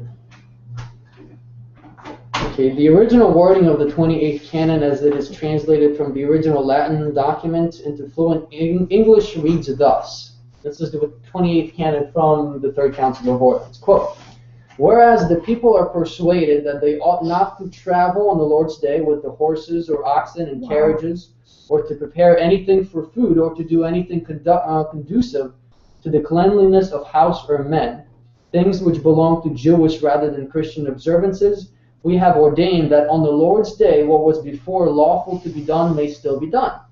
But from ruler work, for example, plowing, cultivating vines, reaping, mowing, thrashing, clearing away thorns, or hedging, we judge it better to abstain, that the people may the more readily come to the churches and have leisure for prayers. If anyone be found, and here's the key. If anyone be found doing the works forbidden above, let him be punished, not as the civil authorities may direct, but as the ecclesiastical powers may determine. So what they really was saying is, look, at this point, we're saying you need to keep these laws, one of which, this law says, we're going to keep Sunday. We're going to rest on Sunday. Now, it's not going to be an all-encompassing law. It's going to be light. The focus here is agriculture. No agricultural labor on Sunday for the sake of getting together as a family and as a body of believers. But the key here is that, look, if you break this, it doesn't matter what the civil authority says. We say what happens to you. Does that make sense? That's why this is so important, because here what we see, coupled with these other things, is really the complete mixing of church and state. The two really become one unit. Let me just add here that agricultural labor was forbidden at that time. And again, the dissenters are to be punished not as the civil authorities determine, but as the religious leaders do.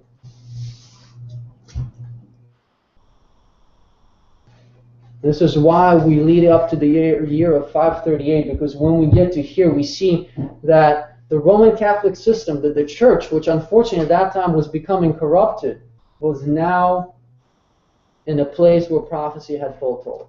It had reached out, stretched out its influence towards the civil power, and was using it to further its own goals and aims. You with me so far? And that's why we see this date as important, because this is what prophecy told us would eventually happen. This is where this reign of this power starts, because it is now a mover and shaker in the world. Now going back to what Dave said. Go back to the beginning over here. Because we're talking about the year 538. Look, the Sunday law was passed. It was at first light. Agriculture was forbidden. There wasn't too many penalties at first. It was with time that persecution intensified by this system. But there was something that happened actually in the year 321 AD, that was of a similar nature, but there's a reason why we do not mention it. Does anyone know the significance of this date? Wasn't that the day they stopped Saturday? Very much. This was when Constantine was still on the scene. Remember, 313, he just passed the Edict of Milan, where the great slaughter of Christians ceased after those 10 years. And by 321 AD, when Constantine had already supposedly become a Christian, he actually passed the first Sunday law. This is Constantine, I'll just say this is Constantine's Sunday law in 321 AD. Then in 330, he moved out west to Constantinople and split the empire into two. But there was a Sunday law that was passed in 321. They repeal it or something later? Or? It was never repealed. Let me actually just read the contents of it. They just expanded on it then. And this is what it reads. The law of Constantine said this. On the venerable day of the sun, let the magistrates and people residing in cities rest, and let all workshops be closed. In the country, however, persons engaged in agriculture may freely and lawfully continue their pursuits, because it often happens that another day is not so suitable for grain sowing or for vine planting, lest by neglecting the proper moment for such operations, the bounty of heaven should be lost. Okay, so this was actually, the nature of this was a little bit stronger, wasn't it? A little bit than what we just read. But So, why? He kept his foot in a pagan thing while he didn't convert until he was dying, right? Didn't he get a baptism until he was dying? Yeah, and even then, some sources say that that he was dead by the time that the water actually touched him. But why don't we use this Constantine's law for what we're studying about prophecy? Because what does prophecy say? That these laws will be passed. Who will be the main mover and shaker when it comes to these laws being enacted? The religious power. It's the religious power. The religious power is the one that is pushing it. It influences the state, and then it is the state at the request of the religious power that then enacts the religious law. That's what prophecy tells us. Religious power controls the state. Here, at this time, was that the case in 321? Yeah. No, because Constantine, well, who was Constantine? He was the emperor. Right. He was the pagan power. He was pagan. I mean, he claimed to be Christian, but still, this was the civil authority. This wasn't the bishop or the pope of Rome, all the other, elders of Christianity at that time that influenced him to do this. He did this of his own accord, meaning that this was the civil power doing its own thing. This wasn't the religious power influencing the state. Does that make sense? That's why this, in line of prophecy, though it does have importance, it doesn't have the kind of clouds that we see here, where we see the church influencing the state. You with me? Okay. Well, Constantine had all religions in the empire. I don't think he didn't persecute the other religions or nothing. No, Constantine didn't want to do that. He didn't do that. Because he saw that, look, under Diocletian, 303 to 313, look, we just slaughtered so many, and the thing is just growing. Christianity is just bigger and bigger and bigger the more we persecute them. He was really interested in uniting people, and he knew religion would do that. Right, exactly. For his own benefit, for his own power. That's why he did it. And that's, looking at it from a human perspective, you take Christianity and religion away. If you want to unite a kingdom, secularly, that's the way to do it. But unfortunately, Christianity, the purity of Christianity suffered at that time because pagan aspects were unfortunately brought in, and many of them, unfortunately, have never left. Are you with me so far? We're at the year of 538. Now, in a couple centuries after this, after 538, the power of the Bishop of Rome kind of fluctuated up and down. But by the time we got to the 8th century, that power wasn't where I guess you could say that the popes of Rome wanted it to be. Because what ended up happening is that let me just mark this down over here. By the 8th century, you know how there were 7 tribes that we made and continued to exist and eventually become the nations of Europe? Well, one of the tribes called the Lombards at that time, in the 8th century, the Lombards were attacking Rome and attacking the area where the Pope of Rome actually resided. The Lombards, I would say, attack Rome, bringing perplexity to the Bishop of Rome.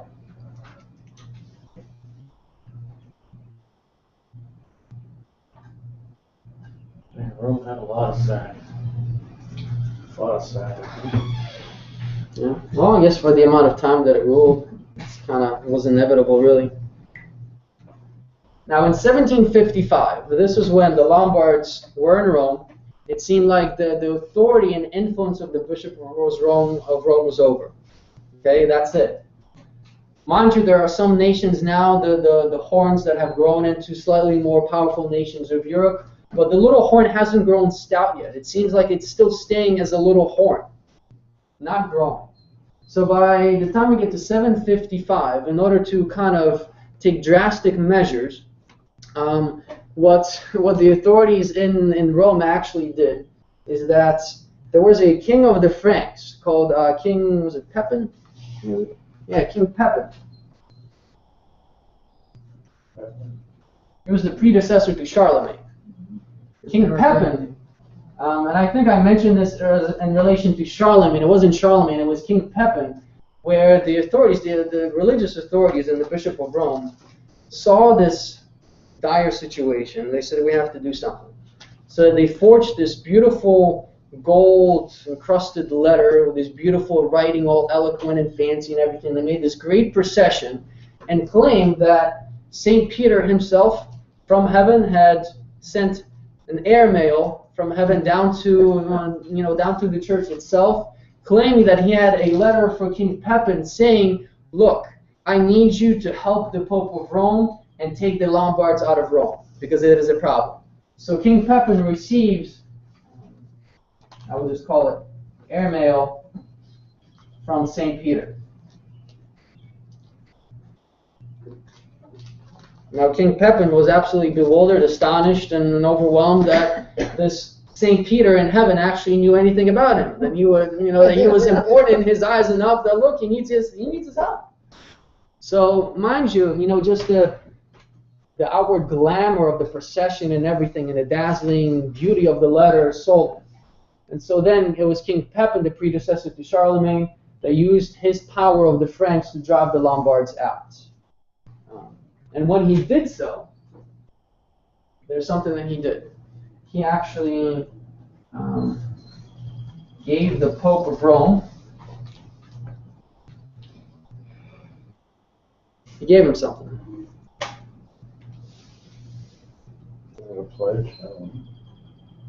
Gave the Pope of Rome, actually what he really did is he established the Papal States.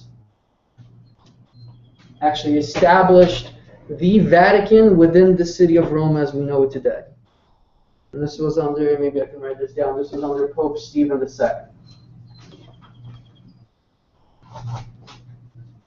So once he conquers them, he says, look, I have done this for you because it was St. Peter who wanted me to do this. Okay, this city is now yours. He accepted that. Mm-hmm. And if anyone was curious here, because remember, the Vatican at this point, now that these papal states were both a civil and religious power, but the Pope was the visible head of the religious side of it. At this time, the civil aspect of the Vatican was ruled by, what was that term? The Exarch. The Exarch of Ravenna.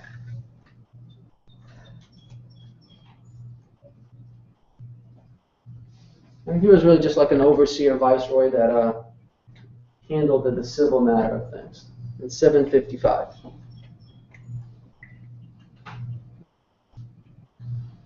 Now Charlemagne comes on the scene, and I don't have the year for this, but this was sometime between 755 and the year 800. So I'll just put 755 to 800. Was that first letter successful? Mm-hmm. Okay, well, if something works, why stop using it, right? So since that worked, what the authorities in the Vatican now did is they forged this letter that actually, I believe to this day, is seen as an authentic piece of a document. They forged this document called the Donations of Constantine. Well, look, you wanted to give us the Papal States. We want a little more. Why not? So they came up with this document, basically saying that Constantine, after he had converted to Christianity, he actually made a document, a proclamation, and a law that he was giving the authority and the supremacy of all of the Western Roman Empire to the Pope of Rome. And so they delivered this letter to Charlemagne. And I don't know, maybe Charlemagne seeing the positive, enthusiastic approach of his predecessor, not wanting to, not live up to that same experience, he accepted this wholeheartedly. Mm-hmm. This letter was supposed to be from St. Peter as well? No. This was supposedly a document that Constantine himself had written when he was still alive. It was a forgery. But basically, they wanted the authority, the supremacy, the control of the Western Roman Empire.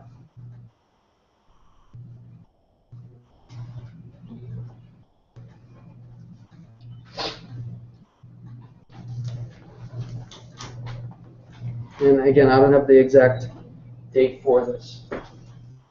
Now, the reason I'm doing this is kind of leading up to, even though we're talking about this 1260 years of papal supremacy, I'm also kind of leading up to point number 1.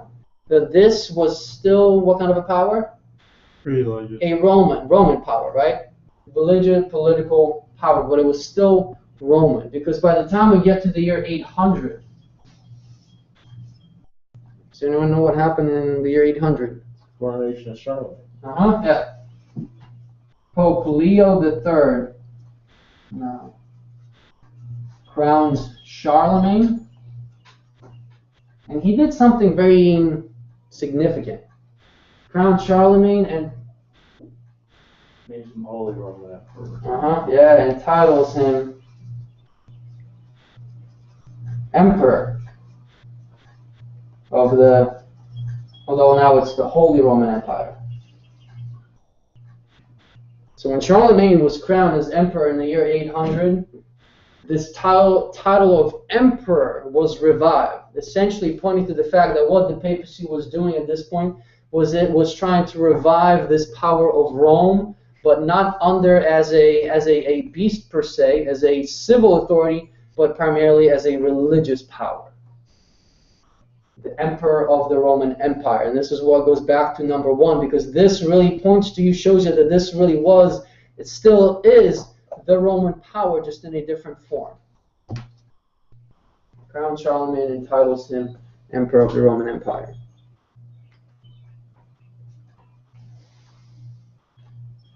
And really it was this year, starting in this year, that by the time we get to those 1100s, that virtually we had every single country in Europe had converted to Christianity, including my country of Poland, and we were now paying tribute to the Pope.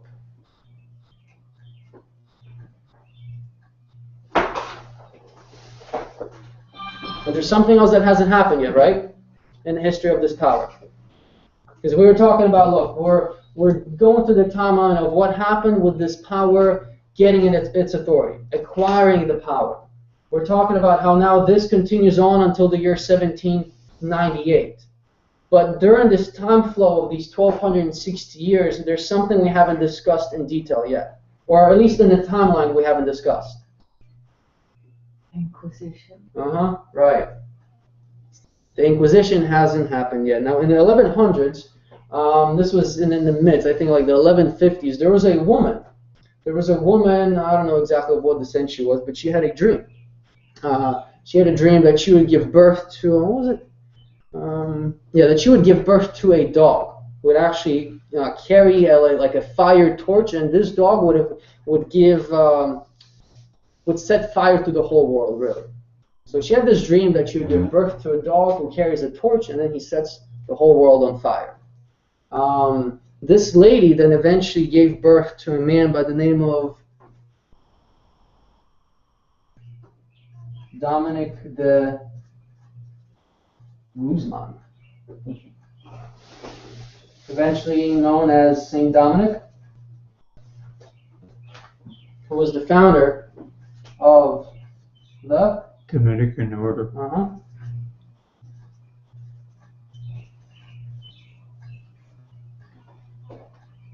And so when the Inquisition erupted, the task of the martyrdom and the persecution was first given to the Dominican monks.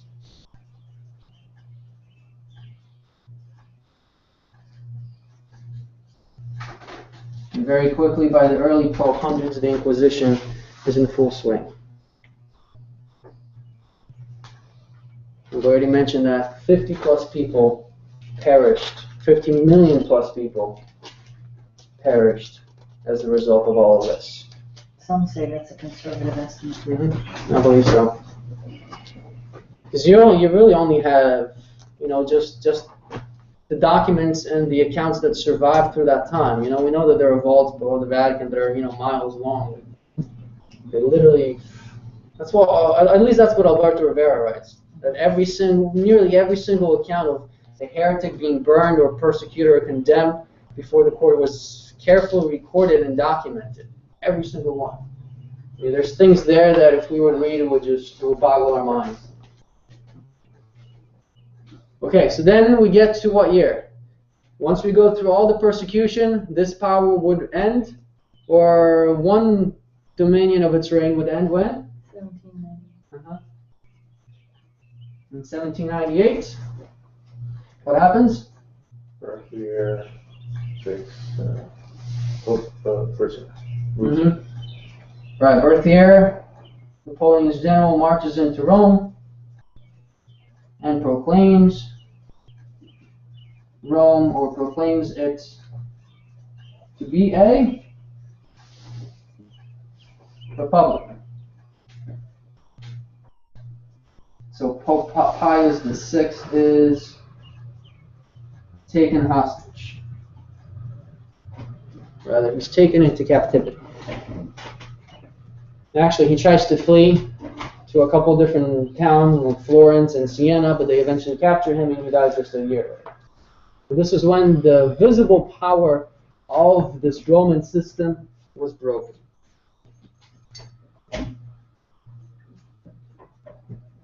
Why do I say visible power?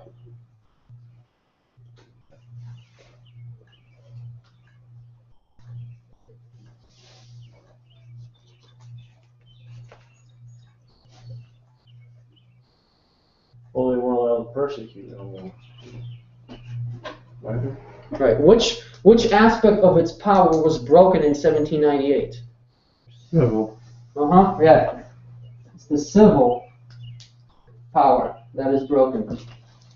Meaning that from a political perspective, Rome ceased to exist really as a nation, or ceased to have that kind of influence over the nations of Europe, and no longer had the authority. Look, King Philip, these guys over there are doing bad, you need to take them out. You know, it did not have its sway as it wanted to. It did not have the authority to use this civil power openly in public to persecute. But behind the scenes, the religious aspect of this entity still remained, and it continued to grow and develop its power behind the scenes, even though visibly to the Protestants it seems like this power disappeared. Little Horn's visible power broken. And if you want to make a comment for yourself also, this idea with the Holy Roman Empire, the Roman Empire being revived, you know, just like how in 1798 the power was broken for the Little Horn for a time, so that Holy Roman Empire was broken finally in 1806, just several years after the Little Horn diminished for a time.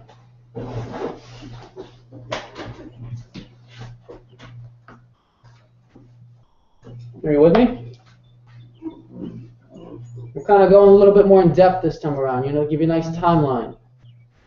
Just to really see how this went down through time. We'll just close with this. Because remember, this whole timeline that we just did, focusing on the beginning, the focus of doing that was that this represented the first stage of dominion of the Little Horn. The second stage of dominion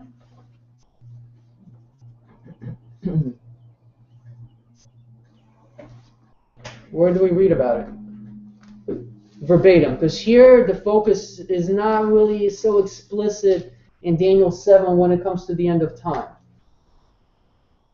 But there is a second stage of a dominion that is very carefully detailed somewhere else in the Bible. Where is it? Revelation where? You know this. Revelation 13, right? Actually, I will want us to look this up as we start closing down. Revelation 13.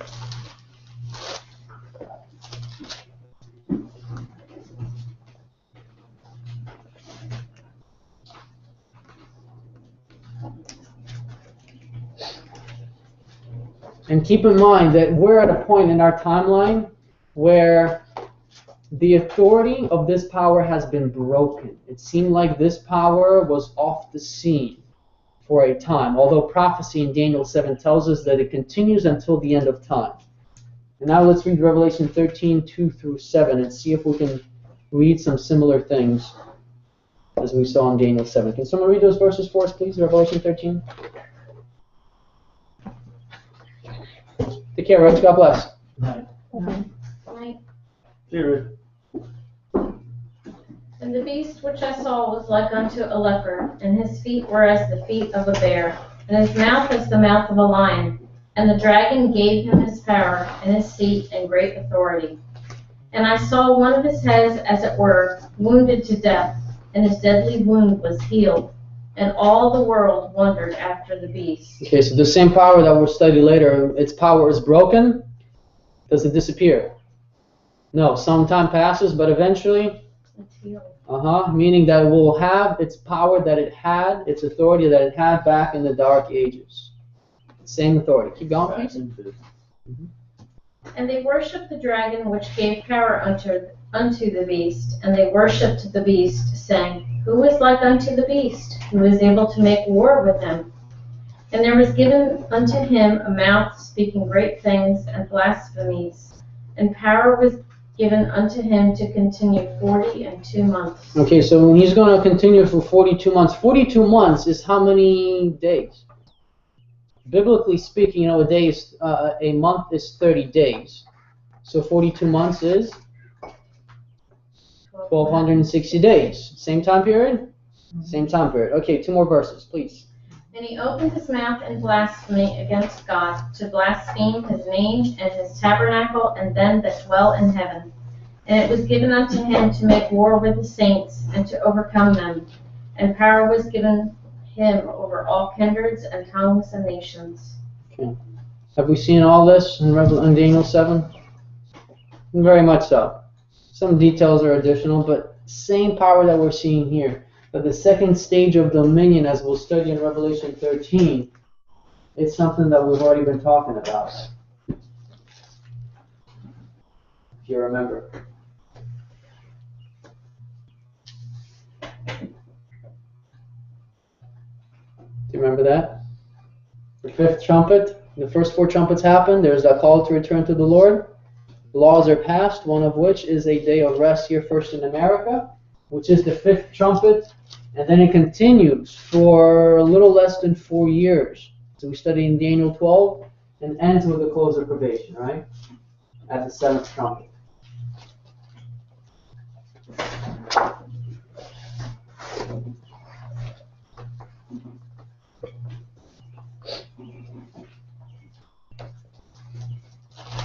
It's just in order to understand the second stage, we have to understand the first. And once we break it down, virtually everything that happened in stage 1 is going to happen in stage 2. But what will be one of the main differences when it comes to time? Quicker. Yeah. Yeah, we're not going to have 1,260 days to be worn out.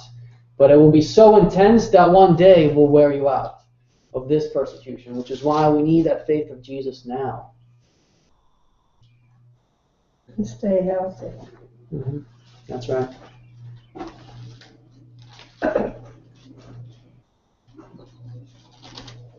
Is this making sense? So we see this power, we see what it is. When we use the Bible's description, it's pretty easy to identify, isn't it? Yeah. But again, we're seeing this prophecy fulfilled before our very eyes, and prophecy tells us that soon this wound is going to be healed. And I actually want to read you something. I don't know if you guys have been paying attention, but in the last month, what has been happening in the Vatican is absolutely tremendous. I think it was like a month ago or so that President Obama actually tried to initiate peace talks between Israel and Palestine. And I think that they met here in the United States.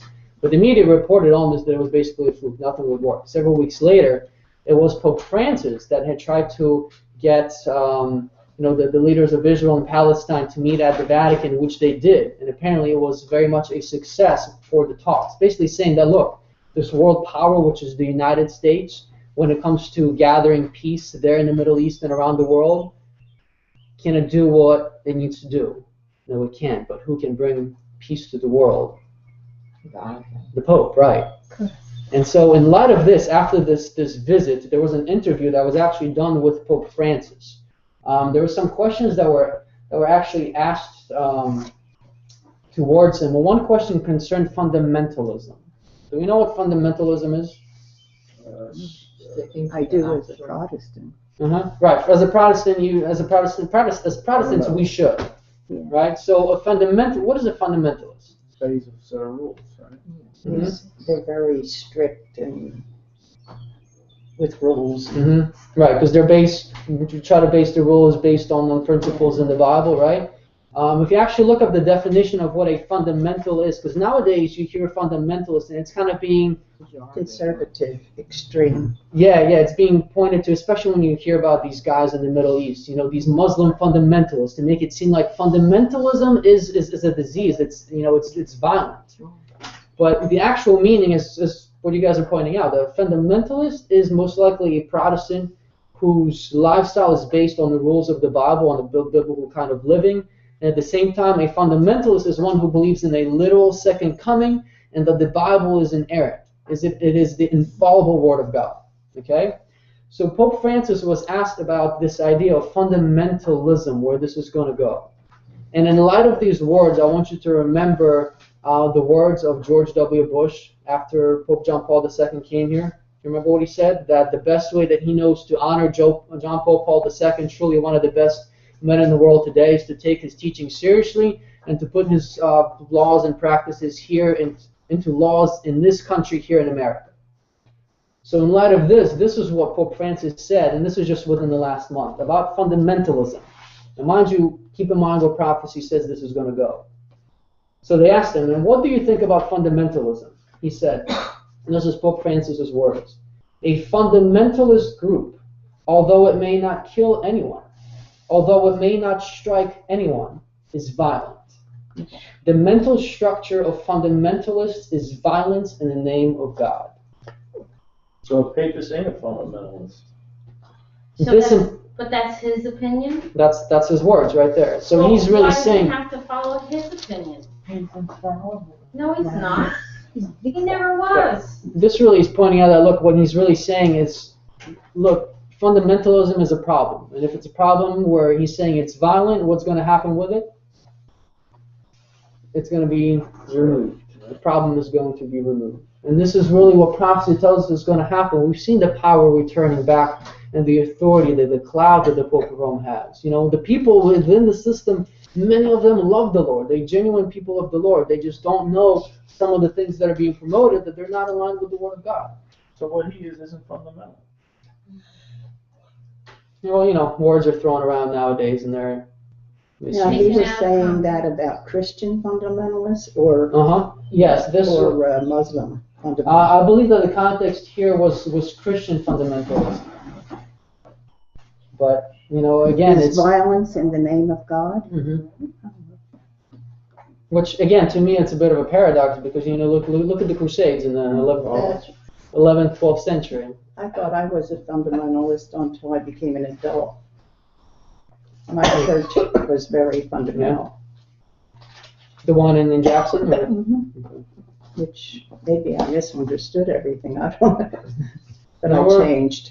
Yeah, and I find that these words, these titles kind of get changed over time too. But yeah, I was just going to say too, it's like, that's moving away from the Bible. Like, in other words, if it's the same thing with the Constitution. If you believe in evolution, you believe in everything has to be changed. If you reject that, you say everything's written in granite and we stick with what's been written, it doesn't change. And so, and I was just going to say, in the schools and everywhere else, it's like this idea that if you stick to like rules, you're hurting other people. That's violent. You're offending. It's violent. And so there's it's a very slick way of saying you've got to change with time. And that, so like homosexuality or something, if you say I'm against homosexuality, that hurts. It bullies. It's violent. It's the idea. You know what I mean? And so it's a really slick strategy, and the average person doesn't really see what's being done. And the Pope, and I was just going to say also, the Pope, what he did, and it resonated with me because of what we've been studying here just recently, you might have heard of it, is he made a public statement that sounds great. He just said last week, and he was saying that all these investment bankers and so forth, and these guys, and these basic casinos in Wall Street and around the world who are using, like they speculate with food commodities. And of course, it makes the prices go up and down and on. They're making millions, but meanwhile, people are starving who can't get the food and stuff. And he really indicted this. Deutsche Bank changed their rules. All these European banks, big banks, said, we'll listen to what the Pope said. And I was like, wow. And so a lot of people are saying, like, isn't that Pope the bomb? Like, he's and it's just been a year. I know. And it's like, and they're like, yeah, he's really the bomb. And they're like, these big banks listen to him. Wall Street didn't, but Goldman Sachs didn't. But that's amazing that he has that kind of power, that those banks over there were, I was staggered, really. And now it's an overdrive, what it seems like. Yeah, it's really strange. I mean, it's really something. So, you know, I always thought that fundamentalism was like being extremely conservative. I believe some fundamentalists would be. Anyway. I don't think it's a negative term necessarily. It's just how you want to characterize it. It's been turned into a pejorative term. It's been turned into a word that means a knuckle dragging, Bible beaten, like kind of like the word clinger, kind of like the word gay has been changed, since the early 1900s. Merry and happy, now it has a negative connotation, right? Because it's just been changed based on how it's used. And I think that's how fundamentalism is now being changed slowly but gradually into a negative connotation. Liberal wasn't as bad as it is now. Liberal is worse than it was. It's worse than it was. All right, Saints, I'm sorry, but we've got to close. So let's keep this in mind. Look, we are seeing prophecy being fulfilled before our eyes. Let's keep praying for one another, for our Catholic friends who need to be woken up, who need to see the truth, and let's keep growing in Christ. Amen. Beth, could you close for us, please? That's all right. Father in heaven, what a delight to be this evening in your presence. Dear Lord, we thank you so much that we can come into this home and to listen to your word and to truth. And there was a lot, Father, but we know that it points of a God who knows the beginning from the end.